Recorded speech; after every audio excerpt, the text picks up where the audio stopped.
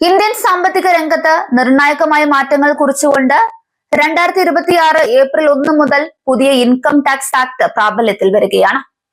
ഇതോടൊപ്പം pan card ഉപയോഗിക്കുന്നതിലും പുതിയ കാർഡിനായി അപേക്ഷിക്കുന്നതിലും വലിയ പരിഷ്കാരങ്ങളാണ് ആദായ നികുതി വകുപ്പ് നടപ്പിലാക്കുന്നത്. സാധാരണക്കാരായ ഇടപാടുകാർ ഈ പുതിയ മാറ്റങ്ങൾ അറിഞ്ഞിരിക്കണം. ഇതുവരെ ആധാർ കാർഡ് മാത്രം ഉപയോഗിച്ച് പാൻ കാർഡിന് അപേക്ഷിക്കാമായിരുന്നു. എന്നാൽ ഏപ്രിൽ 1 മുതൽ ഈ സൗകര്യം നിർത്തലാക്കും. ഇനി മുതൽ പാൻ കാർഡിന് അപേക്ഷിക്കുമ്പോൾ ജനന തീയതി തെളിയിക്കുന്നതിനായി ജനന സർട്ടിഫിക്കറ്റ്, ഡ്രൈവിംഗ് ലൈസൻസ്, 10ാം ക്ലാസ് സർട്ടിഫിക്കറ്റ് അല്ലെങ്കിൽ പാസ്പോർട്ട് എന്നിവയിലൊന്ന് നിർബന്ധമായും ഹാജരാക്കണം. കൂടാതെ പാൻ കാർഡിലെ പേരും ജനന തീയതിയും ആധാർ കാർഡിലെ വിവരങ്ങളുമായി 100% പൊരുത്തപ്പെടണം.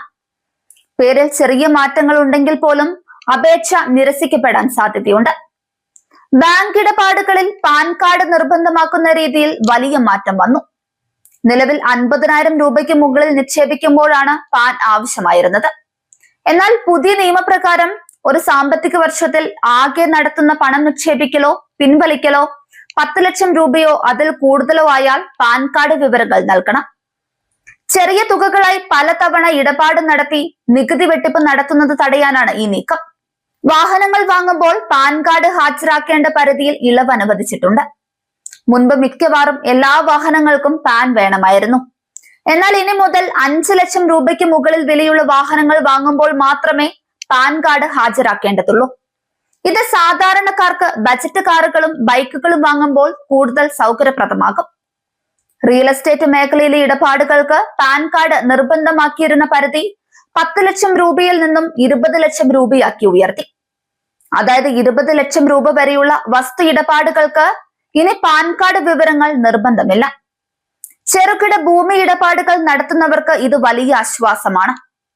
ഹോട്ടലുകളിലോ റെസ്റ്റോറന്റുകളിലോ വൻ തുക ക്യാഷായി നൽകുന്നവർക്കുള്ള പരിധി 50,000 രൂപയിൽ നിന്നും 1 ലക്ഷം രൂപയാക്കി വർദ്ധിപ്പിച്ചു. കൺവെൻഷൻ സെന്ററുകൾ, ബാങ്ക്വറ്റ് ഹാൾ, ഇവന്റ് മാനേജ്മെന്റ് തുടങ്ങിയ സേവനങ്ങൾക്കും ഈ പരിധി ബാധകമാണ്. 1 ലക്ഷം രൂപയ്ക്ക് മുകളിൽ പണമായി നൽകുന്നവർ മാത്രം പാൻ വിവരങ്ങൾ നൽകിയാൽ മതി. ഇൻഷുറൻസ് മേഖലയിലാണ് ഏറ്റവും കർശനമായ മാറ്റം വന്നിരിക്കുന്നത്. മുൻപ് 50,000 രൂപയ്ക്ക് മുകളിൽ പ്രീമിയം വരുമ്പോഴായിരുന്നു പാൻ ചോദിച്ചത്. എന്നാൽ ഇനി മുതൽ പുതിയ ഏത് ഇൻഷുറൻസ് പോളിസി എടുക്കണമെങ്കിലും പ്രീമിയം തുക നോക്കാതെ തന്നെ പാൻ കാർഡ് ഹാജരാക്കേണ്ടി വരും. അതായത് പോളിസി എടുക്കുന്ന സമയത്ത് തന്നെ ഇൻഷുറൻസ് കമ്പനിയുമായി പാൻ ലിങ്ക് ചെയ്യപ്പെട്ടിരിക്കണം. ഈ പുതിയ മാറ്റങ്ങൾ ശ്രദ്ധാപൂർവം മനസ്സിലാക്കുന്നത് സാമ്പത്തിക ഇടപാടുകൾ സുഗമമാക്കാൻ സഹായിക്കും. പാൻ കാർഡും ആധാർ കാർഡും തമ്മിൽ ലിങ്ക് ചെയ്തിട്ടില്ലെങ്കിൽ ഉടൻ തന്നെ അത് പൂർത്തിയാക്കേണ്ടതാണ്.